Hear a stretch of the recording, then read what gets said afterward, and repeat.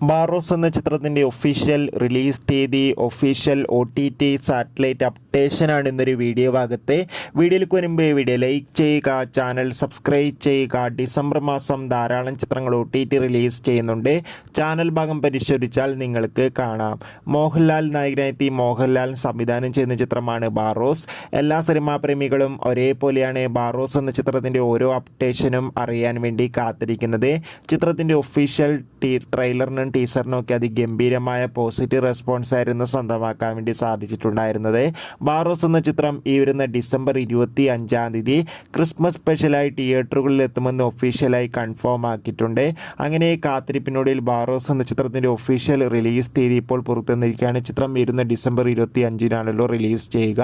അതോടുകൂടി ചിത്രത്തിൻ്റെ സാറ്റലൈറ്റ് അവകാശങ്ങൾ ഇപ്പോൾ ഏഷ്യാനെറ്റും OTT അവകാശങ്ങൾ ഇപ്പോൾ ഡിസ്നി പ്ലസ് ഹോട്ട്സ്റ്റാർ എന്ന OTT പ്ലാറ്റ്ഫോം സ്വന്തമാക്കിയെന്ന് ഒഫീഷ്യലായി കൺഫേം ആക്കിയിട്ടുണ്ട്.